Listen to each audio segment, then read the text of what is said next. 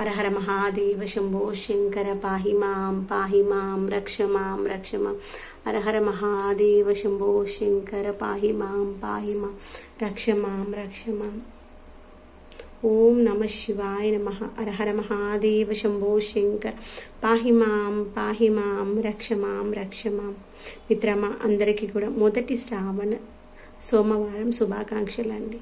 గిన్నె పైన మూత పెట్టాం కదా, ఆవిరి ఎక్కువగా బయటికి వెళ్ళదన్నమాట. అడుగంటుతుందన్న బాధ ఉండదు. చూడండి వాటర్ ఏంటి రిలీజ్ అయింది చూసారా. అదే మనము పైన క్యాప్ పెట్టుకున్న పోతే ఇప్పటివరకు అడుగంటేదన్నమాట. అందుకని ఇప్పుడు కారం కూడా వేసేసుకుందాము.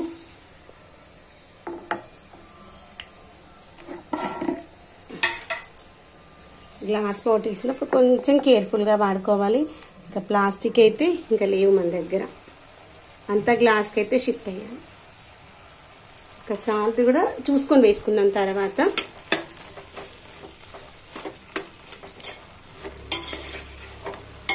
కొంచెం కర్రీ తీయగా ఉంటుంది కదా, అందుకే కొంచెం స్పైసీనెస్ యాడ్ అయితేనే బాగుంటుంది. కొంచెం అంటే కొంచెం కొబ్బరి పౌడర్ వేసుకొని కొంచెం గరం మసాలా వేసుకున్నాము. ఆ ఫ్లేవర్ సూపర్గా ఉంటుంది.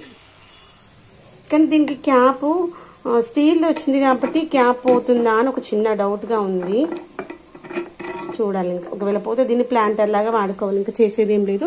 ఉప్పుకి కారంకి అదే పెట్టుకున్నాను. కొబ్బరి పౌడర్ ధనియా పౌడర్ తీసుకున్నాను.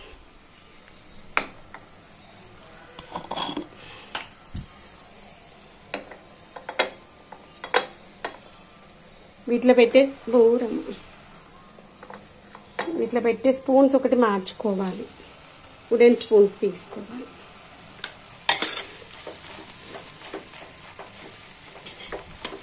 కొంచెం ధనియా పౌడర్ వేసుకుందాం. అట్లే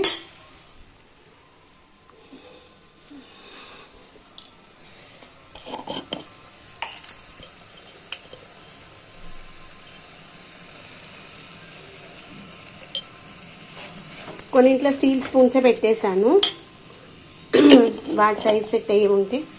ఇప్పుడు మూత పెట్టేసుకొని ఆ యొక్క గిన్నె పెట్టేసుకున్నాం, వాటర్ గిన్నె. అసలు అడగంటది. ఇంకా ఫైనల్గా కొత్తిమీర ఒకటి వేసుకోవాలి. ఆ లోపల మూత పెట్టేసుకుందాం, మగ్గిపోతే. అక్కడ వచ్చేసరికి కర్రీ అయిపోవాలి. ఇట్లా మూత పెట్టేస్తే ఆవిరి బయటకు వెళ్ళకుండా సెట్ చేసుకోవాలి అంతే.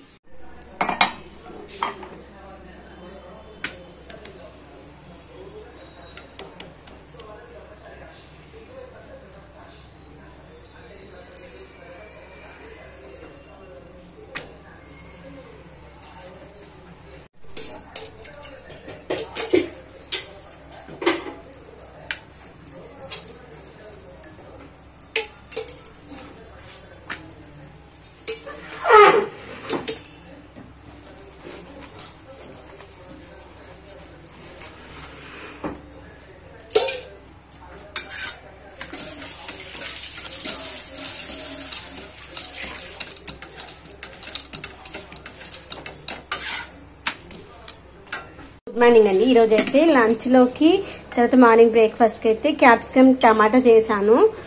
చపాతి తినడం కూడా అయిపోయింది.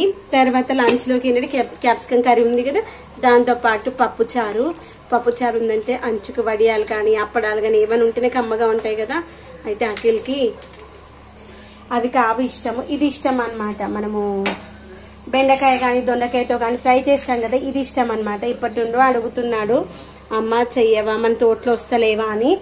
కానీ ఎప్పుడు రావట్లేవు అనమాట మన తోటలో దొండకాయలు ఎక్కువగా, అందుకనే ఎప్పుడు చేయలేకపోయాను. అయితే నిన్న కొన్ని బాగానే వచ్చినాయి. ఒక ఇంత 100 గ్రామ్స్ 200 గ్రామ్స్ వరకు 150 గ్రామ్స్ వరకు వచ్చినట్టున్నాయి. సరే వాడికి ఒక్కడి వరకు అవుతాయి కదా, మేము అప్పడాలు కానీ వడియాలు కానీ ఏమైనా వేసుకోవచ్చు. పాపం ఇంకా వాడికి నేను తప్ప ఇంకెవరు చేసిస్తారు అడిగింది. ఏదైనా అమ్మనే కదా.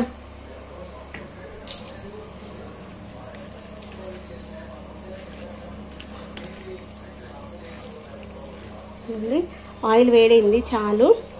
చిన్నగా పెట్టేసి స్టవ్. దీంట్లో కొంచెం ఉప్పు వేద్దాము. ఉప్పు వేయలేదు దీంట్లో. ఉప్పు, కారము, అల్లం వెల్లిగడ్డ పేస్ట్, పసుపు, అంతే. ఇంకా అంతకుమించి ఇంకేం వేయలేదు. వేసి బియ్యం పిండి వేసుకున్నాను.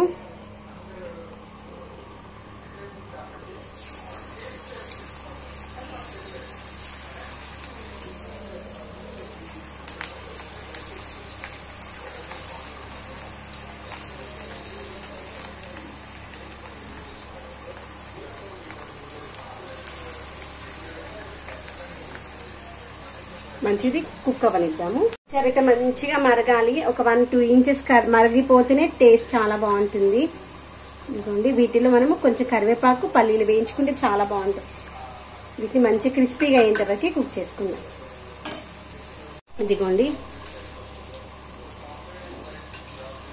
ఇంకొంచెం వేగనిద్దాము. చాలా యమ్మీగాను చాలా క్రిస్పీగాను చాలా బాగుంటాయి. ఇవి పైన బుడగలు వస్తున్నాయి చూడండి, ఆ బుడగలు రావడం ఆగిపోవాలి. బుడగలు రావడం ఆగిపోయిందంటే ఇది కుక్ అయిపోయినట్టే అనమాట. క్రిస్పీగా ఉంటేనే బాగుంటాయి, మెత్తగా ఉంటే అస్సలు బాగుండవు.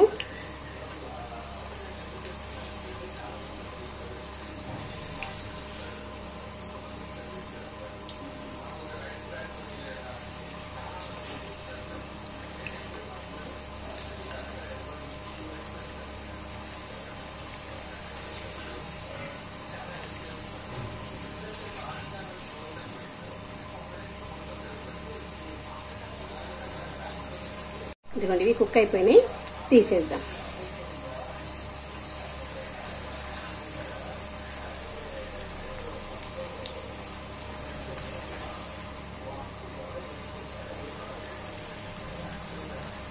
ఇంకా కొంచెం కుక్ అవ్వనిద్దాము.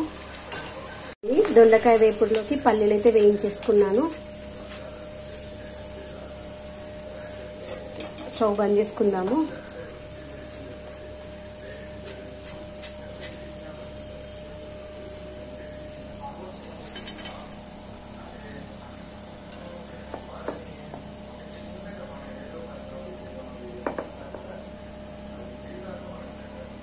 చూడండి నోరూరించి దొండకాయ వేపుడు చాలా ఎమ్మీగా చాలా క్రిస్పీగా చాలా బాగుంటుంది.